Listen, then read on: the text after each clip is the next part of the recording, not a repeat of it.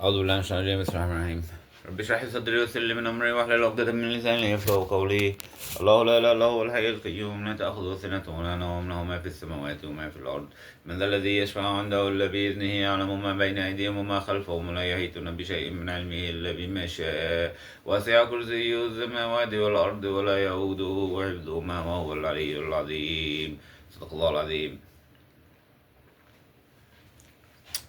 So what I'm talking about, this is just a short video, just kind of like a personal video. And my son is 9 years old, and I visit him every second weekend, every second Saturday of the month, usually like 2 Saturdays a month.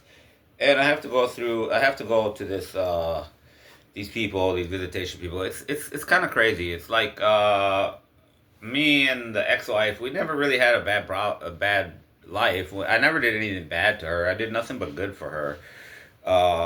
For example, we were married like 3 years. She's like an immigrant wife, and I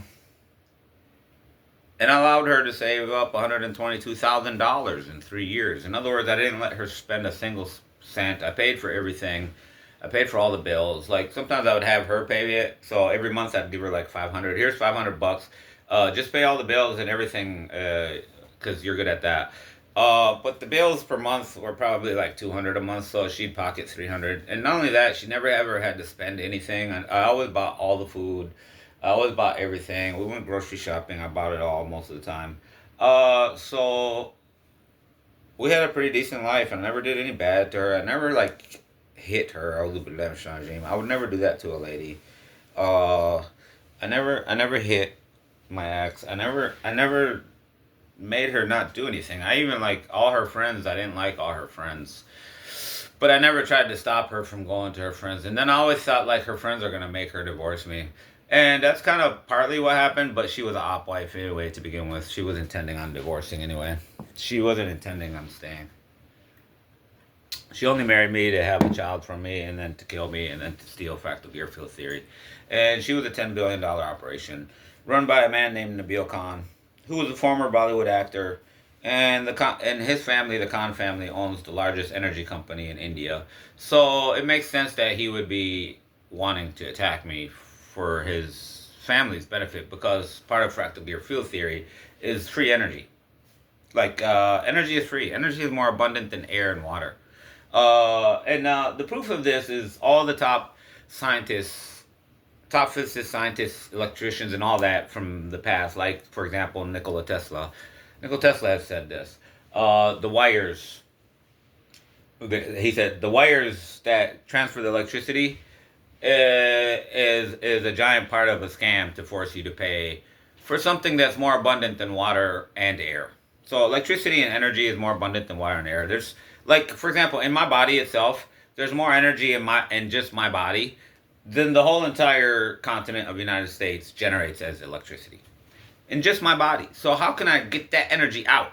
People say, well, work a machine like a power generation machine. Well, yeah, you get tired and nobody's really super fit. But like if you did that long enough, it'd be really easy. You'd just be sitting there like this, watching TV. Ha ha ha! That's funny. That joke is funny. And then you generate that. That would be free energy. So, because you're taking energy out of yourself into a machine and onto the device that you have.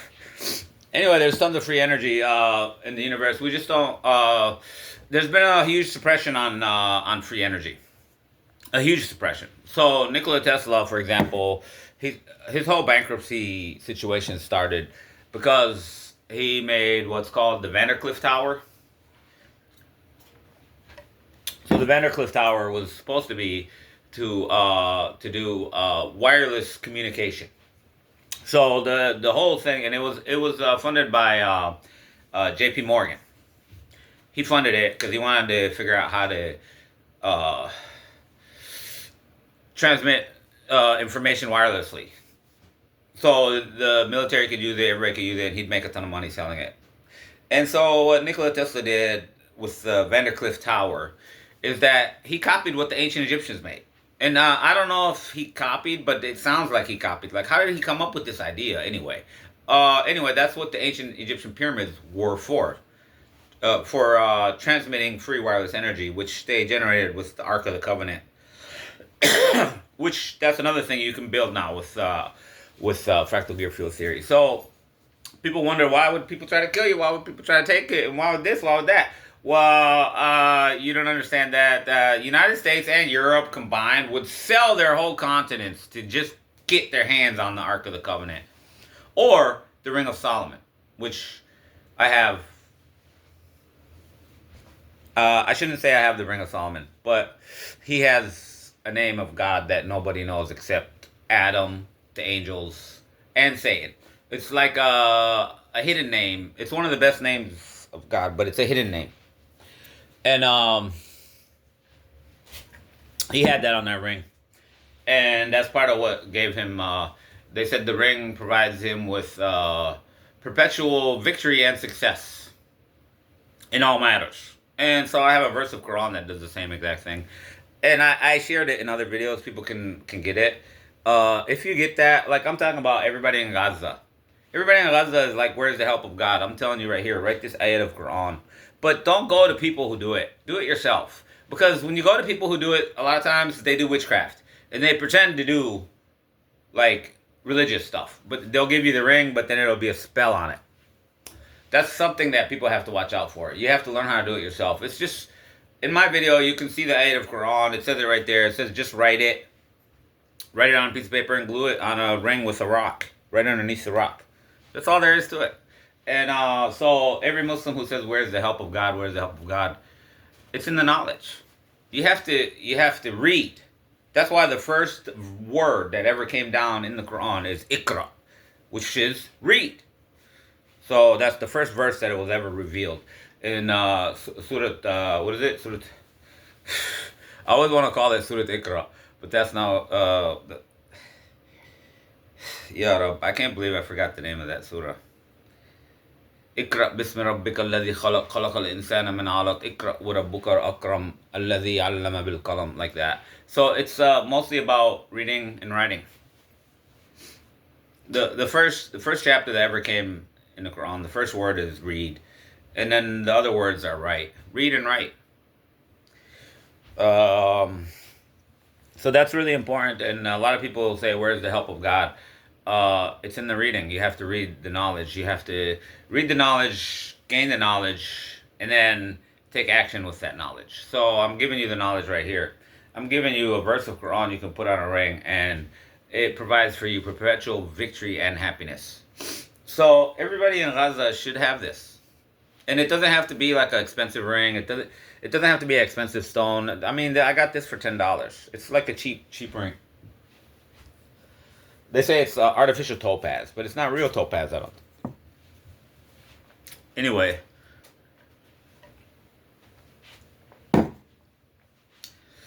Like, for example, when two Mike Tyson guys came to try to beat me up to death and kill me in my garage, they couldn't do anything, and they were like, they walked away like really confused. They were really confused, like, because these are guys who can beat up anybody. And they study boxing and stuff. They know boxing. One thing I learned from them, though, and I learned this about anybody who's like a professional boxer, they're not like a kickboxer, they don't know kickboxing. One thing I noticed about anybody, even if they do boxing or anything, I mean, even Mike Tyson, to be honest, because I can kick really good. You see how good I can kick? Like, I'm like very, very, very agile with my feet, like boom. So like, here's a guy coming at you, fight, da-da-dee-da-da-da, and he doesn't know anything about kicking. So while he's doing all that, what you do is, as he's coming, you can just push him away with your foot, and he ain't gonna, your foot is longer than his arms. But because I can kick really good, I'm gonna kick you really hard in the chest. And I've done it to somebody like that so hard that they fell down unconscious. They're unable to breathe. Because if you hit here really hard enough, the person will faint. They'll pass out. It's kind of like a knockout kick. And I've done it like a lot. Like the first time I learned it, I was like really young, and I was just playing with a friend, and like I punched him in the chest, but I punched too hard. Like I was like, you don't know your own strength, man. And he was all like, and he was almost about to fall down and die. That's what it felt like. And he just couldn't breathe because I kicked him. I punched him in the chest too hard. So then I learned that, and then so yeah, whenever you fight boxers, kicking, if you're good at kicking, it'll get you out of it because you can kick and punch. That one kick is just gonna throw them off. They're gonna not know what to do for a second. That's when you can or whatever, or if you have like a weapon, whatever. So yeah, my son told me he doesn't believe in God at age 9, and I told people that's like the saddest thing that ever happened to me, and it took me a lot of effort to be able to even talk about it and not cry. It would make me cry all the time. It's like I told people, I reported to people that's the saddest thing that ever happened to me in my whole entire life. To hear my son say that, because partly too because I grew up as a young child. I always had faith, even as a young child, and I always argued with all my friends about God, and they always kept saying, "Oh, I don't believe in God. I don't this," and I'd be like, "Why? You should believe in God and this, and who made you? Who made us? And etc. etc." It's just stuff I would talk about, but I just noticed a lot of kids by default just don't want to believe in God. But that depressed me a lot to hear my own son say that. And then I know one thing. The one thing that everybody should know is that the prayer of the father for the son and the daughter is always heard and accepted by God, like right away. Because what a lot of people don't realize is sometimes you make prayers and God never even hears it. Because, for example, you don't believe in God. But you still make a prayer sometimes, because sometimes you get this thing where you kind of do. You're in a dilemma, and you're like, "Well, who's going to help me now?" And you think, "Oh, well, it's only God that can ever possibly help me in this situation, whatever." So then you pray to God. So like atheist guy I went to trade school with back in the days, he used to always not believe in God, but then he would always say, "Oh my God, God help me." He would just bring up God all the time. And then I asked him, I said, "Why do you bring up God when you don't believe in God?" And he's like, "Oh, that's just a figure of speech. People just say that." And that's confusing to me because I just think in my own mind, if I didn't believe in God, I would never say his name. Because if I didn't believe in God and I thought there was no God, I would think that it's better for people to not say his name and not repeat it because he's not real. Like, why keep saying a fake name? Like, that's confusing to me, to hear a guy who's devoutly atheist, who keeps talking about atheism and keeps saying there is no God, and then he always calls for God's help. Like, and then later when you ask him, he says it's like a joke, or it's just phrases people say, it's not real, stuff like that. I don't know how to explain that.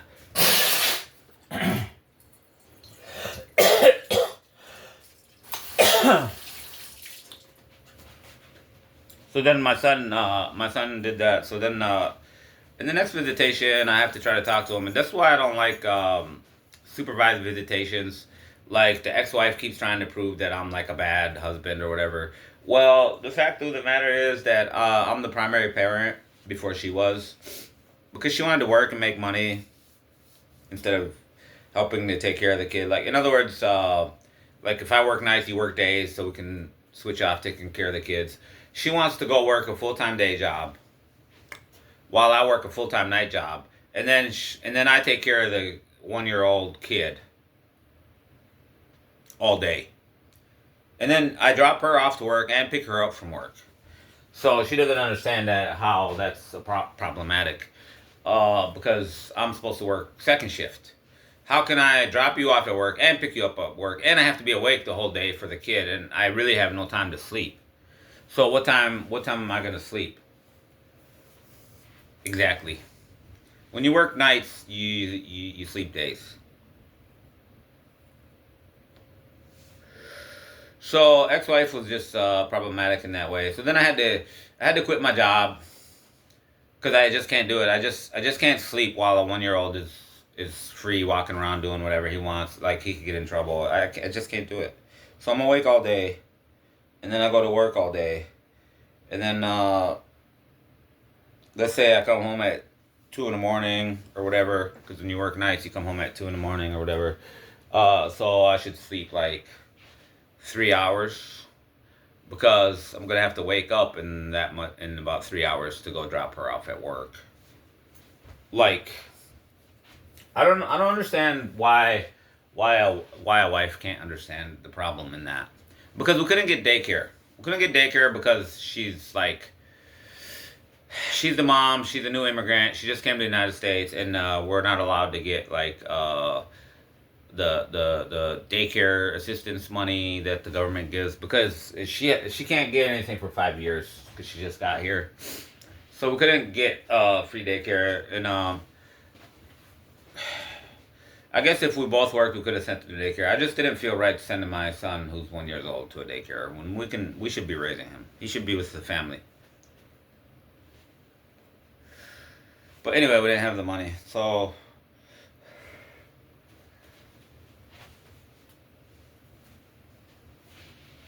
to be honest, my whole prayer for him is for God to remove his mom away from him and bring him back to me, so I can protect his faith and protect his right thinking about life in general. Like I think his mom is just it's weird how to explain his mom. Like for example, she always posts this stuff about support Israel, support Israel, support Israel, etc., etc., etc. Well, she was part of the whole end of 2023 thing, which was to delete me and steal all my stuff, which started the Gaza war, which killed a bunch of Palestinian people. She doesn't say protect Israel. She says protect Palestine. That's what she says all the time. She always has this post all the time. But the reality is that she caused the Gaza war, for example, and and she's part of this group of people who hire all these crazy people to go do Islamic terror. So, and this is paid for by private intelligence agencies by a guy named Nabil Khan. So the guy named Nabil Khan who headed her coming to me, I got all his old social media on and all his old emails, and he's been getting paid to finance all these terrorists. So, for example, he gave one one thing on one post on social media on Facebook. It's what I call lost social media. In other words, you lose your password, you lose your email, and you can't like delete it, and you can't like delete stuff. So it's like there forever. But anyway, he talks about some guy in France. His name is Daoud something, and he said the French police like saw him in the street, and then they killed him right away because he's a known terrorist. I guess that's how France operates. And all I remember is all the comments. There was probably 100 comments, and they were all like the same exact comment. Oh, what did your email must have got hacked again? Your email must have got hacked again. It's like everybody's talking about how he is the one who operated this whole thing. This guy named Nabil Khan, and his emails are all hacked on WikiLeaks and other places. Because when I read that post where they kept talking about all his emails getting hacked, I'm like, where are those emails? I gotta find those. So then I went and found them. And that's how I figured out he's actually getting paid like $200-300 million to go find some crazy guy to go like kill himself and attack and call it terrorism and do it in the right way that it looks like Islamic terror. But it's actually a crazy guy who has no Islam anyway. He has no religion to begin with. It's not religious people. But that's why the ex-wife keeps talking about Palestine on her Facebook all the time, like acting like she supports Palestine because she's with him. They're trying to recruit more terrorists, more crazy people that want to attack and fight or whatever, and then they go pay them to go do it. But a lot of the people who do it are always like total lowlifes. They lived very poor. They have no money. They have some kids. They have some family, whatever. They have nothing, no money or nothing to give them food or anything. So here comes this crazy guy, says, hey, we want you to go blow yourself up over there in this way, do it that way, and talk all this religious stuff. And then we'll give your kids and your family like $100,000 or whatever. And so some crazy guy goes to kill himself just so he can support his own kids. That's really what happens. And I found those emails from Nabil Khan was getting paid like $300 million in 1 year, and another year, and things like that.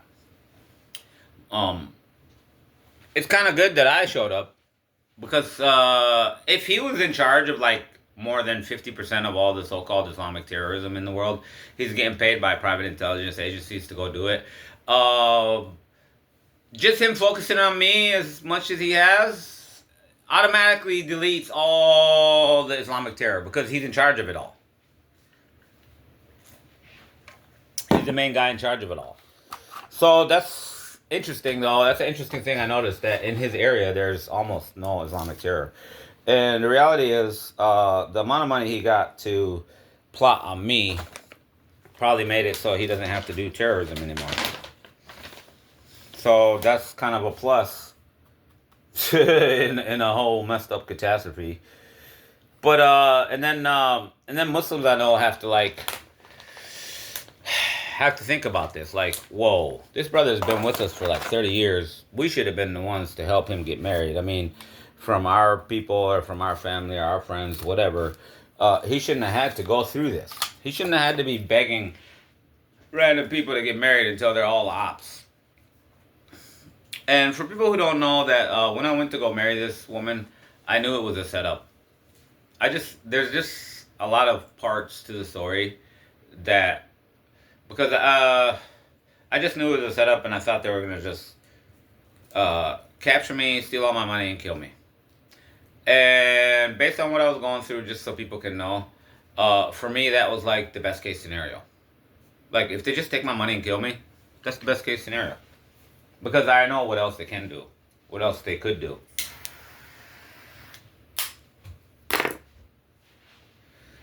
So, anybody confused about the whole thing? I actually intentionally went to go die, not to go get married, because I believed it was just a setup. And going through so many of them, I just kind of gave up. And I have good reason to give up, because when you're so close to Islamic practice and you know all the Muslims everywhere, why are you struggling to get married? And that goes back to the phrase I quoted, which is Islamophobic Muslims. And I named it Islamophobia. That's using like Arabic grammar. So that kind of works grammatically in Arabic, Islamophobia. So that's what it is. Islamophobia is Islamophobic Muslims. And that word is oxymoronic, because an Islamophobic Muslim is not a Muslim at all. They're a hypocrite. What it means is they pretend to be Muslim, but they don't really believe in it. That's why they think it has to bring bad.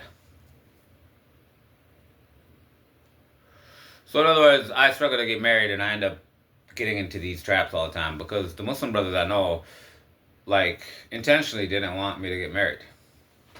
They intentionally didn't. Like, in other words, like, here's like a sister is trying to get married. Like, I know a lot of brothers I know, they all found somebody to get married. Like, they talk to each other and they connect each other, but they don't want to connect me. And then for most of my life, I always thought, oh, it's because I'm Middle Eastern. They think I don't want to marry that girl because she's black, or I don't want to marry that girl because she's white. Is that what they think? I don't understand what they think. What I really think is they just want to prove that I'm bad Muslim. And it's really bad, because they're supposed to be dawah people. So they're supposed to help you develop your faith and be better and stuff like that. And with me, they're just trying to destroy my faith and make me be worse. On purpose. Because I look too good. I look like I'm doing it too good. And they don't believe it. Basically, they don't believe anybody can really practice Islam. Which, that just is proof that modern Muslims in America are unable to practice Islam. Because why would they keep thinking that about me and keep trying to prove it and keep trying to make it happen? That's what you have to think about. Like, why do they keep doing that? And then that goes back to the whole discrimination thing. Because if you're in discrimination and I heard a black lady talking about the 60s and 50s and stuff, and talking about how it was so hard for blacks and natives or whatever in the 60s, 50s or whatever. And then she said it was so hard and difficult and almost impossible for us to live through, except that we had each other and we supported each other. We stood by each other. And as soon as she said that, my first instinct to it, my first reaction to it is, I have the worst case of discrimination and racism in the whole entire history of America. So, like, the discrimination and racism I go through in America for being an Arabic Muslim guy is greater than what the slaves went through and what the Native Americans went through combined. So, in other words, to know anything about my life, you would have to be a Native American black slave, like 100 years ago, 200 years ago.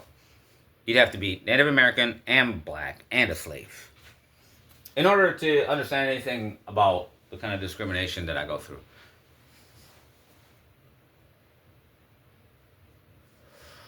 Even then, you wouldn't know it.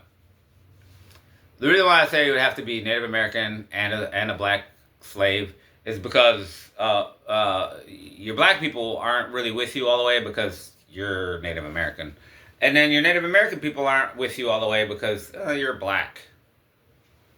So like you suffer the discrimination of both peoples, but both people are not on your side. So you just suffer that kind of discrimination all alone, completely alone, which is the hardest form of discrimination. So that's how people can understand my life. And then people can look at other papers where I say most of the black slaves who came to America were Muslim, which is interesting to note because most of Africa is not Muslim. So they're capturing slaves from all over Africa, wherever. But for some reason, they keep capturing all these Muslims. So what it tells you is that even in Africa, there's anti-Islamic stuff. They're like, who should we get to be the slaves? These people want to buy slaves. Who should we kidnap and send to them? And it just like you can add it up from the statistics that they thought, oh, just grab these Muslims. We already don't like them. So that's why most of the black slaves that came to America were Muslims because the Islamophobia or whatever you want to call it was existing way back then inside of Africa. So the Africans who would capture, kidnap people to put them into slavery, they would intentionally kidnap all the Muslims because they wanted to get rid of all the Muslims. Which is messed up to think about. Like we live in a world where like everybody in the world wants to get rid of Muslims. Why? What did we do to you guys? And to me, it's just proof that you know that our religion is the true religion, and you keep trying to destroy us to try to prove that it's not true. By just like if we can destroy them, that means their God is not real. He didn't help them. That's why, like, even when in a situation like this, hundreds of billions have been spent to delete me by top government officials, top world leaders, and everything, and they failed. People just don't want to believe it. They just don't want to believe it because I think part of it. I mean, it makes sense to not want to believe that. I don't get mad at people not wanting to believe that, but right away I'm like it's because you're atheist. You don't know that God is active, angels are active, and they're all real, and that's the only way I could ever live through all that. Is that God and the angels are helping? Because God and the angels are invincible. Says in Quran, "Inna Allah qadirun ala kulli shay." It means Allah is capable and able over all things. He's powerful and able over all things. He controls everything. God controls everything.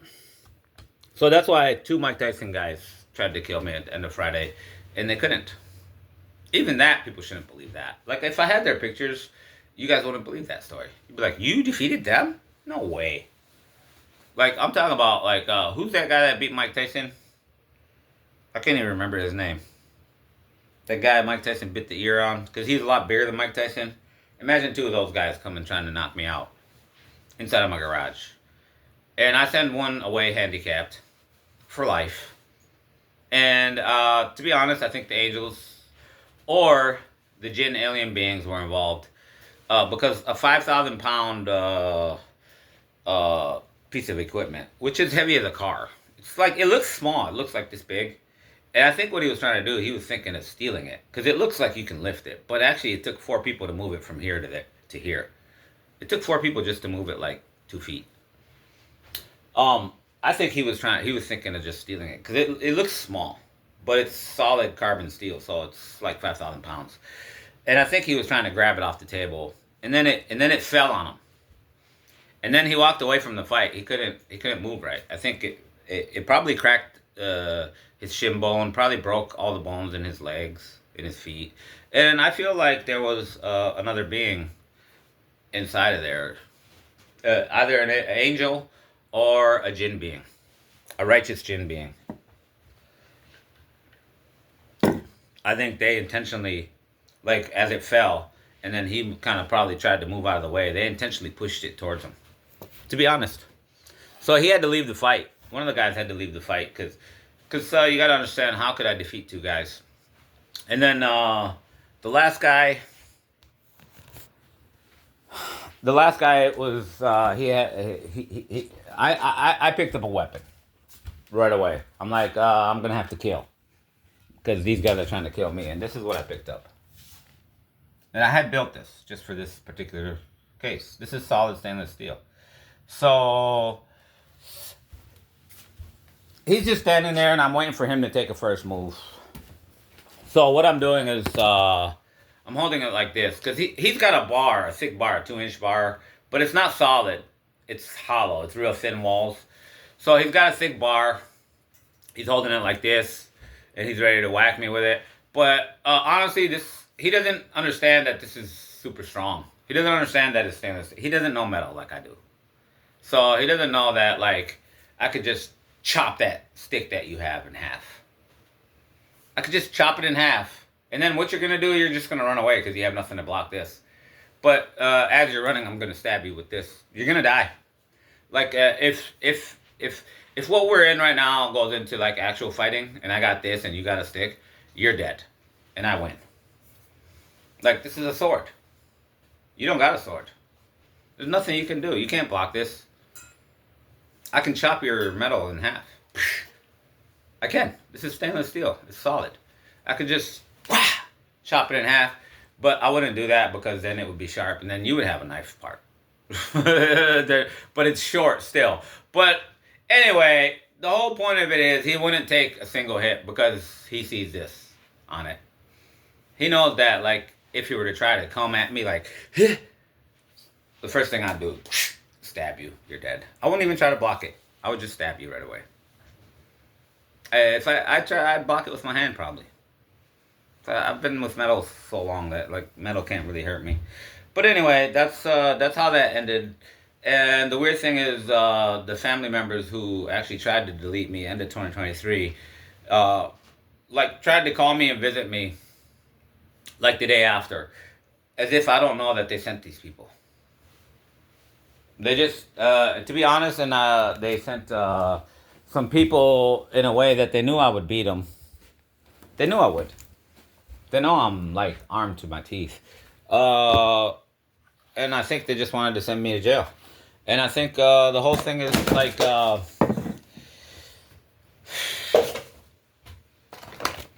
they want to send me to jail for multiple reasons. They want to try to, like, stop my distribution of fractal gear field theory, but they can't, because I knew they would do this since day one. So I published it to everybody right away. I already taught the whole world. So there's nothing you can stop by even putting me in jail. Everybody already knows it. That's why almost nobody really talks to me anymore, because they already figured it out. And I'm not really giving much new stuff nowadays, just because I don't want to. Just because the more new stuff I give, the more attacks are gonna come. Sorry to say about that. And then the Muslim brothers I know, they have to live with this. They have to live with the fact that one of our brothers brought AlTabut, and then he fought for it all by himself. And then we never did anything to support him. And that's really bad for them, because they're like Indo-Pak Dawah Jamaat people. And all I really did was give them the information. I said, use this, you'll need it. I had one of their muftis, I tried to tell him. Like, I recently talked to him, tried to talk to him, and then he doesn't want to talk. He doesn't want to talk about it. It's like too hard of a subject for him to deal with. And I thought about this. I thought I should tell him, do you know I caused the country you live in, the country you came from, India and Pakistan, to end up in a nuclear war? That's because of this stuff that I brought. That's why they're going to a nuclear war. The reason why is because the Nabil Khan guy was for India. He was trying to kill me and take for India. And then later on, a decade later, I'm talking to the Pakistani government, like, yo, I can teach you some stuff and you guys can build it or whatever. And next thing, within a month of doing that, there's a virtual war between India and Pakistan. What they're really fighting about is fractal gear field theory. Like everybody wants to be the one to own it, and not everybody else. Like that's the problem with this science. Like it's like rule the world science. That's what it is. And so all the people who want to rule the world, they all want to own it and control it, and they want to delete me and take it at any cost.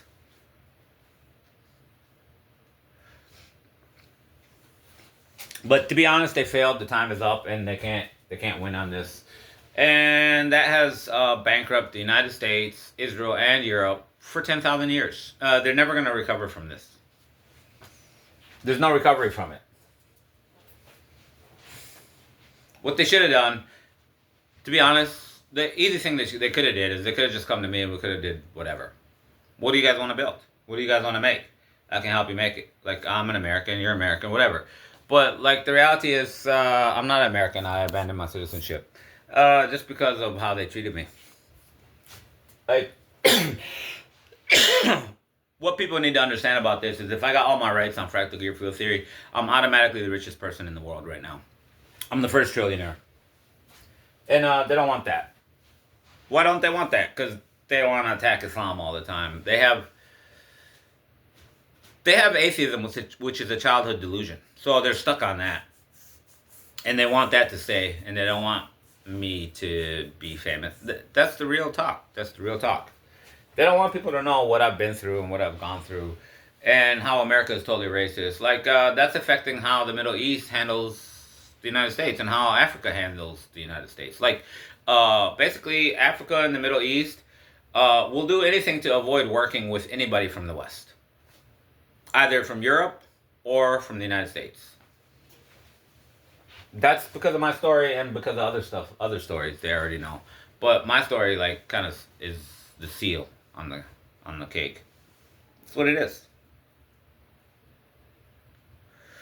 And not only that, they know that you've gone bankrupt trying to defeat me and you couldn't. They know that.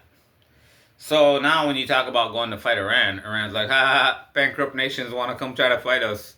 They got nuclear weapons that don't even work here because we know from fractal gear field theory how to make nuclear weapons not work. And that's what the whole purpose of the pyramids was for. The pyramids were anti-nuclear systems for ancient humans who already had nuclear weapons. They already had all the advanced technology. And what happened to them to go all the way backwards? You got to think about that. So I'm the first one to tell people there's life on a planet 1,000 light years away, a purple planet 1,000 light years away. And then NASA went and checked it. Again, they always check everything I say just to prove that I'm an idiot, I'm a retard. They went and checked it, and they checked for the chemical for life. There's a chemical that only life like us brings. And because I told them 1,000 light years away and it's purple, that's enough information for anybody to find it in space. To be honest, like I know enough about astrophysics in space that I know what to tell you to identify the location in space. You need the color and the number of light years. So NASA went and checked it. And they checked for a chemical that only life like us produces. And they found that chemical there. So therefore, they found life. Just like I said there's a planet. But what people don't really understand is ancient humans went there. Like the life that you find there are descendants from your ancestors. They're ancient humans. Well, nowadays they're modern humans, obviously. But how I know that about that place is the angels took me there. And the one thing I noticed when the angels took me there is I saw no life. I kept looking for the life. I mean, I saw all the buildings and all the structures that life makes. And it was really awesome. It was like better than a 5-star hotel. It was like a 10-star hotel. It was so amazing. I was like kind of upset to leave there. I was like, oh man, dang. And then when I woke up, it was almost like, I want to say it was like a dream. But the first thing I thought when I woke up is that wasn't a dream. That's not a dream at all. That was like real. Like I really went there. Angels really took me there and showed it to me. That wasn't a dream. That's the only thing I kept thinking. That wasn't a dream. What was that? And that's a lot for me to say. A person who always dreams like since youth, like a lot. Like I dream a lot. And I don't have, I talk to a lot of people who have dreams. And I found out that people who have no faith in God, their dreams are completely controlled by demons. So like there was a guy who's a total atheist, doesn't believe in God, and I told him, oh yeah, I dream a lot. And then he's like, "Oh, you do? I do too, man. I feel sorry for you." I was like, "Why you feel sorry for me?" He's like, "Cause my dreams are always horrible and disgusting. It's like something a serial killer made. It's like there's always people dying and killing each other and like fighting and like all this and like I'm assuming that's how you dream. So that's horrible, man. Like you dream like that your whole life, man. That's messed up." Uh, all I respond to him is, "I've never had a bad dream. Never had a bad dream like that." But then I was like, "Oh, it's because I have faith in God. God protects me. Angels protect me and stuff like that. It's because I have faith I get that protection. Whereas he doesn't have any faith. So all his dreams are controlled by demons all the time. They're always horrible, wicked, and violent, and there's always people fighting and killing and dying.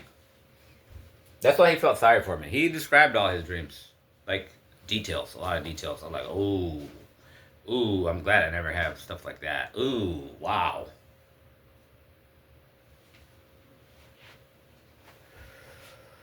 And when I was a kid, I did see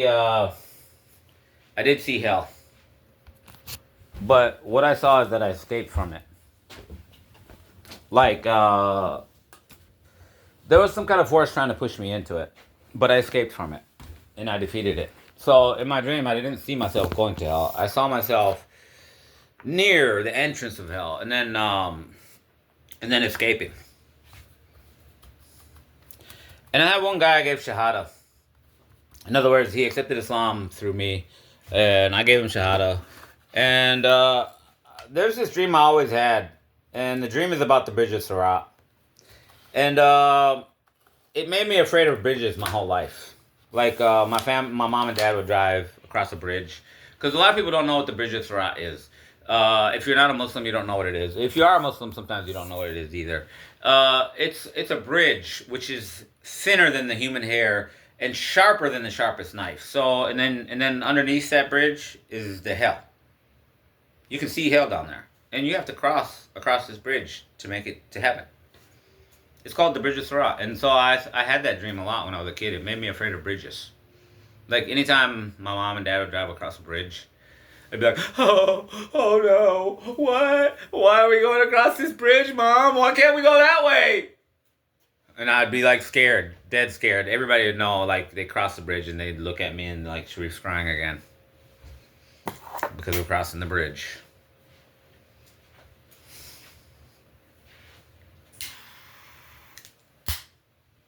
It's because I had that dream. But like, what happened was, so there's the Bridge of Sirat, and then I'm like traveling across this flat field area, and I gotta get to the Bridge of Sirat. And what I noticed is like there's all these, I want to call them animated beings. Like they look like living animations.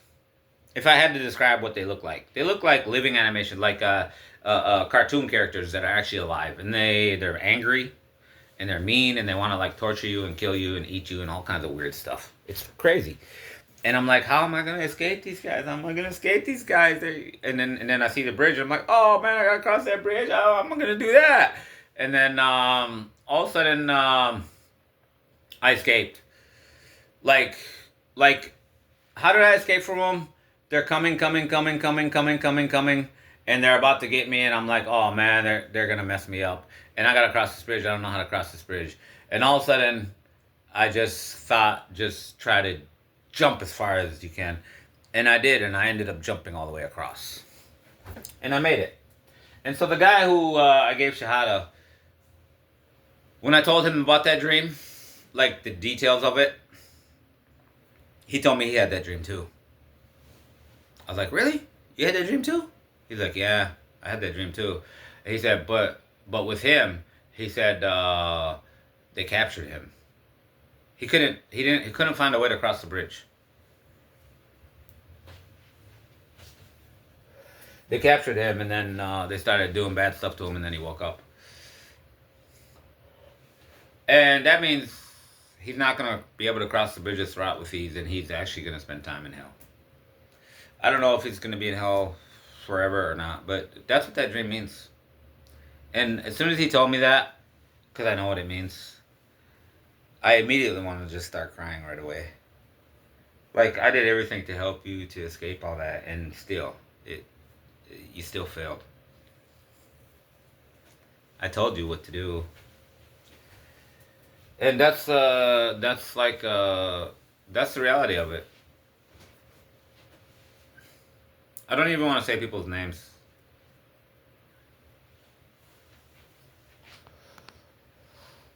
I don't know, man, who keeps calling me like when I'm making my videos. But yeah, I tell people all the time. My son telling me that he doesn't believe in God at age 9, is literally the worst thing that ever happened to me. The most depressing and sad thing. And then I'm actually taking every effort on my life, even to the point of like selling my house just to be able to go pay a lawyer. Even though I got a bunch of other money, but it's like in accounts that I gotta go collect. That's the hard part about it. I don't know how to explain it. Like say I got $10.3 million. How much was it? $10.3 million from the United Nations. It's with the IRS, and I gotta basically send them my ID or something. I gotta do something to get it, which is kind of stupid that it's been 2 years and the IRS has never called me and told me anything. Like the IRS doesn't intend to actually give it to you unless you do all the effort to get it. Because actually, in the 2 years that they haven't given me that $10 million, it's already become like $100 billion. To be honest, in forex, $10 million for 2 years in forex is more than 100 billion. That's the real talk. That's why the government doesn't want to give it, because they're busy using it. But one good thing is I had student loans that I owed, which were only like 35,000, and then the government took it out of that money right away. But they freaking like tripled the money. Evidently, maybe it was low because I didn't have the money, but it's weird. They took 100 grand out of that, but I don't care. I got the money for free anyway, and all my student loans are paid off. But it's kind of weird that they pay off all that stuff, but they won't like call me and say, "Hey, we got this money," whatever. It's kind of weird, but at the same time, the prize that I wanted, the 50-year-old prize at the United Nations, and nobody in America has ever won it. I'm the first person in America to win it. Because it's a program for like you invented some super awesome stuff. You've done some super awesome stuff, but people keep trying to kill you and take it and steal it and destroy you. So that's why the world is like, no, what he's doing is awesome for everybody. We need to help him out. Basically, that's what that is. And a lot of people don't know. What a lot of people don't know is that is the silent Nobel Prize. That's the real Nobel Prize. The payment for it is greater than the payment for the Nobel Prize. And like, why don't they want to give me a Nobel Prize? Because it sounds like they don't want to advertise my science and my technology to people. They don't want people to know about it. They want to try to own it and control it and suppress it. They've been suppressing it for over 100 years. Nikola Tesla knew it. The reason why Nikola Tesla knew it is he said this phrase: to understand everything in this universe or everything about this universe, you have to know the significance of 369.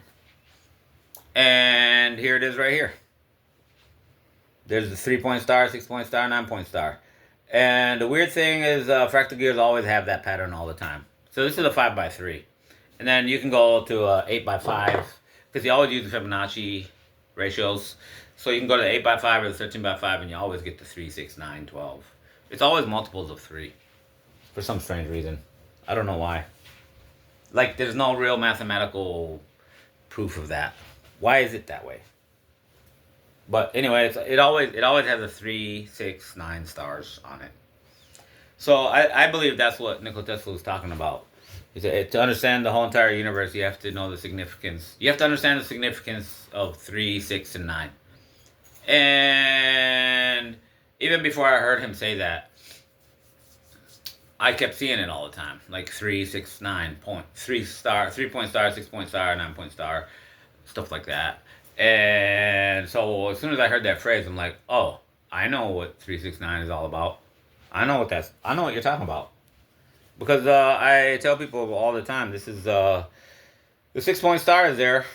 That's the symbol of the Jewish people now, but the 6-point star was in existence before Judaism ever existed, and it's over there in the Hindu places, it's all over the place. The 6 point star, the flower of life, the seed of life, all that's all over all the ancient Hindu buildings and all that. And those are all symbols for fractal gear field theory. Like the flower of life is how to arrange a bunch of fractal gears in a fractal wheel. That's what it is. And then I tell everybody how I know that Leonardo da Vinci was reverse engineering a bunch of ancient technology. How do I know? I should share this video and share this pic. I'll share it along with this video. I seen a document he had where he was drawing out and trying to redesign a fractal wheel, but he never really fully produced it because I think he never really could fully understand it, because you need advanced mathematics to understand it, and you need advanced computers to even like generate those forms and like understand that stuff well. Like you need some advanced stuff, or you have to be like super smart, basically. But when I saw it right away, I knew what he's trying to do. Right away, as soon as I saw it, I said, "Oh, he had a fractal wheel, an ancient one." And then he was trying to figure out what it's for, what it's supposed to do, but he couldn't. So he never fully redesigned it. He never really fully made it because he never really could figure out what it's for. To be honest, that's really the real deal. But he had it, which means other people had it. So that means an ancient fractal wheel already exists. So ancient people already had this technology. You're just now figuring it out. And it's messed up that you even figured anything out. That anybody ever figured anything out. Considering the fact that almost nobody talks to me or pays attention to me. Maybe because I published everything that you could ever possibly want to know.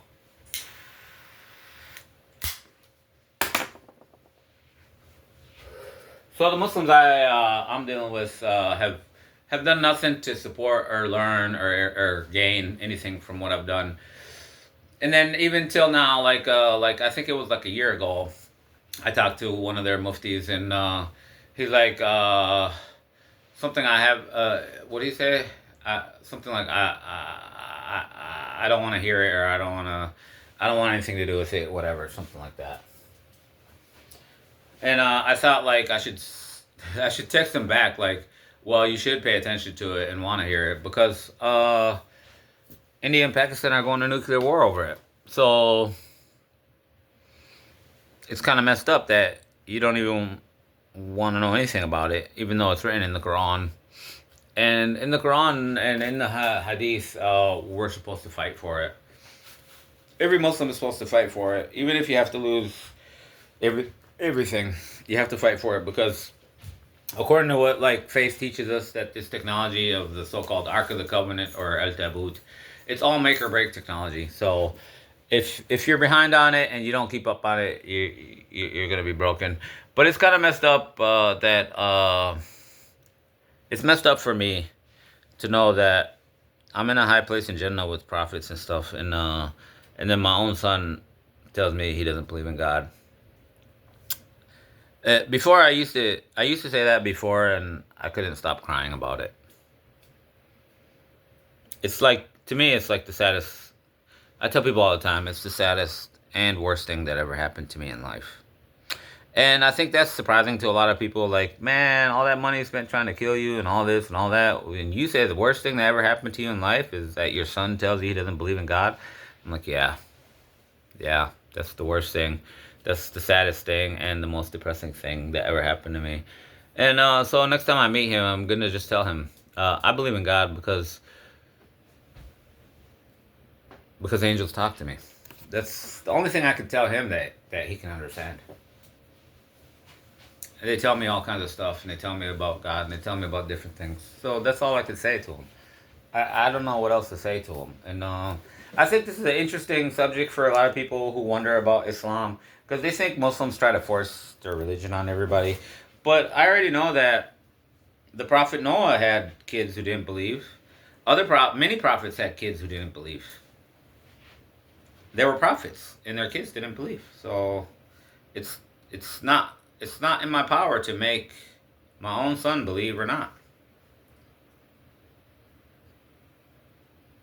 But partly why it makes me sad is because growing up, I always believed in God, and a lot of my friends, I would have arguments with them because they didn't believe in God. And then they would try to like abuse me and oppress me just because I believe in God and they don't. They would try to steal from me all the time or like turn everybody against me, all kinds of weird stuff that would happen. So, like, having to deal with my own son being that way, I can explain to people exactly how it makes me feel. Like, it makes me feel like, for example, I've been divorced how many years now? 5 years. And I've never missed a visitation with my son in the whole 5 years, which makes me like in the top 5% of parents. Because 60% of men, after divorce, within the first 2 years, completely abandon their kids. Which I never did that. I always stood by him. But now that he tells me he doesn't believe in God, because I always wanted to sell everything and leave the country. And when my son tells me that, my first instinct is just sell everything and leave. Like, you wanted to stay here to support him as a Muslim in an unbelieving country. It's hard. Like, you need family, you need support. And he's telling you he doesn't believe. And my first instinct is just sell the house now and leave. Just forget you ever had a kid. That's real. That's real thoughts. I'm sorry to say that, but that's how I feel. Like, so people wonder, like, how would a strict practicing Muslim person react if his own son said he doesn't believe in God? This is how I would react. I would just abandon that kid. I would just say there's no point in sticking by him because my whole point was to like support him in faith. But at the same time, I look at the prophets who had kids who didn't believe, and they didn't do that. Like, I remember like Noah, when he was on the boat, like he had a son who never believed and didn't go on the boat, and the flood came, and then his son was like in the water, so he's gonna die. He's gonna drown and die, like everybody else. But he came up to the boat where Noah was. He's like, "Dad, hey Dad, it's me. Let me in." And Noah prayed to God. He said, "Can I let him in? He's my son." And God responded, "Huwa laysa mink." He's not of you. A lot of people think, "Oh, well, that means he's not really your son. Your wife cheated on you, whatever." But that's not what it means. It means he's not of you in the sense that he has no faith. He had no faith. He didn't believe in you, so he didn't come on the boat. So you can't bring him on the boat now. So Noah had to watch his own son die in front of him, and he cried, and he was sad, but he wouldn't disobey God. God said this boat is only for the people who believe in God. So Noah had to watch his own son drown to death. That's sad. That's so sad it makes me want to cry.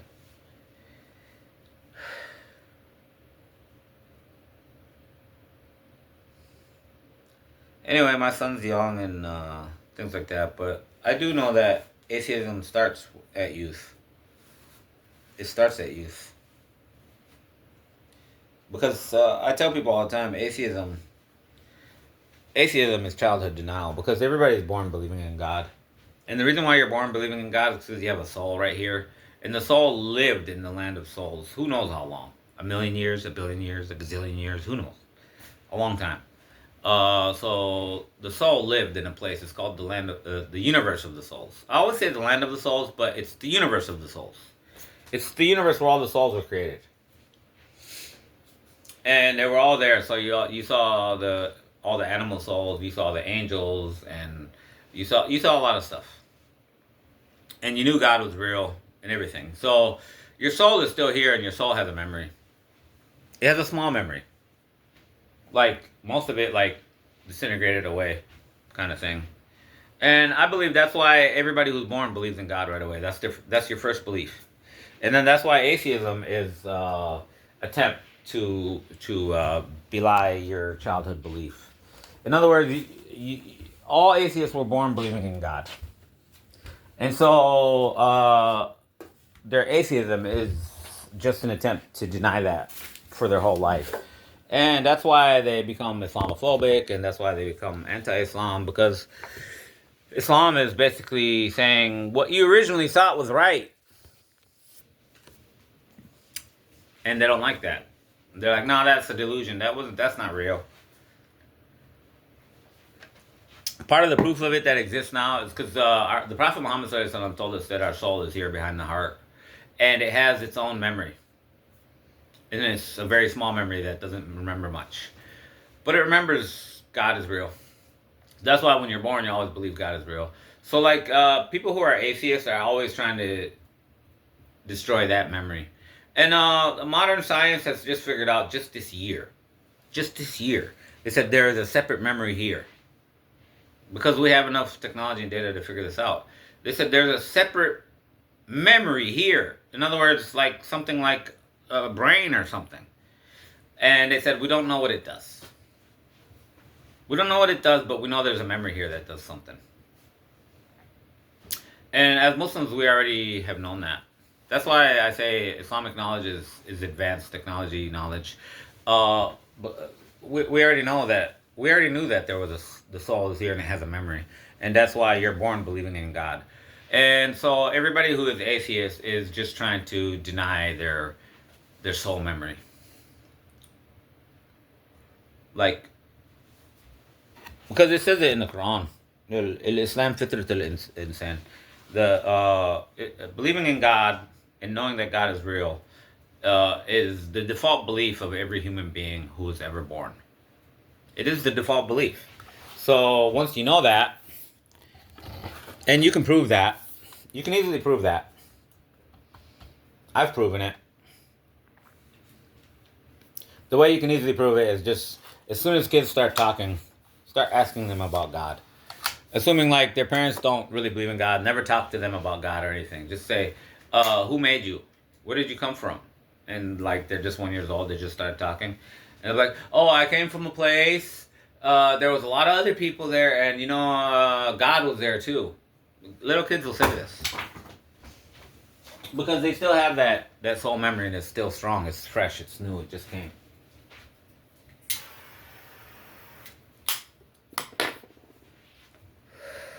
And I don't even understand disbelief in God because I've always believed in God since I was born until the day I died, until now.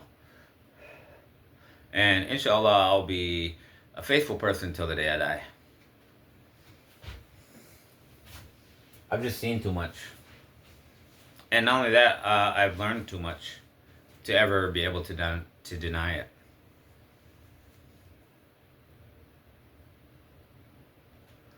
So when the angels came to start talking to me, I'm just going to repeat this because I lost a lot of videos. I don't know how much I've said and haven't said. When the angels first came to start talking to me, because they talked to me they started talking to me end of year 2023. Because my own family was trying to kill me for the P monster. Angels started talking to me. Like all the time. Like almost every day. And even thinking about it makes me want to cry because the way they talk, the way that these particular angels talk to me, I've told them something, how to describe how you talk to humans so that they can understand, and it really upset the angels, made them not want to ever talk to me ever again. They got really mad that I said that. I said the best way to explain to humans, but I explained to them that this is the best way to explain how you talk to humans.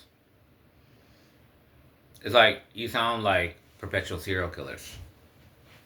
But they got mad at that. They didn't like that. And the last thing they ever said to me after that is, we are created to obey Allah. We only obey God. We are not like them because they are evil, and we do no evil. That's the last thing they ever said to me. Because they got really pissed off. And also at that time, I also made the never talk to me again agreement. Where I told them, I said, I figured out that God has made it so that you always have to tell me what you're going to do and how you're going to do it, and I have to approve it. Because you're Malikat AlTabut and I brought AlTabut. I figured that out over a year. And I figured that out before that. I think that's why they keep talking to me. Why do they keep telling me this? Like, why do they keep telling me all what they're going to do and how they're going to do it and all this stuff? And I figured it out, and then I told him. After a year, I told him. I said, I figured out that God made it, so you have to tell me what you're going to do and how you're going to do it. And I have to approve it. And that's why you talk to me all the time. So what I'm going to do is I'm going to give you full approval from now until forever for anything that you have to do, because I trust you and I know you obey God and you believe in God and you do what God says. So you have full authority for anything you have to do. And then I gave 2 examples. I said, even if you have to destroy a whole nation, destroy the whole nation. And if you have to delete the adversary's whole entire family in order to make them stop, do it. Those are just random examples I gave. But like the worst case scenario, like in other words, you have full authority to do whatever you want to do. Because I've been hearing them talk about all the stuff they have to do. And this actually happened. And I'm just going to tell people that it actually happened. I witnessed it happen. So at the end of 2023, when my whole family tried to delete me and I finally escaped and I got to my house, they also want to bankrupt me. So then within a week, they brought somebody to come try to rob my truck. And they failed at that. But they stole a bunch of stuff. But anyway, and then like another week after, they sent 4 people to come knocking at my house. And they had weapons. They were like 4 people that looked like they live in the streets. Like low life. There was 4 of them. And then they're coming up to my house. And I could see them through the windows that they got weapons. That they're coming here to kill me. And they're about to come knock on the door. Right before they knock on the door, like their hands are up and they're about to knock, the phone rings on the guy who's about to knock. And he answers the phone. And guess what happens? Oh my God! My whole family died! Everybody's dead and all my friends! We gotta get out of here! We gotta go! And they leave right away. So they're coming to kill me. And the angels deleted their whole entire family. And made them leave right away. They couldn't deal with that. They couldn't continue doing their whatever they're doing. So, but I already gave the angels that approval. Like, you can do whatever you want. Even if you have to kill their whole family. Kill their whole family.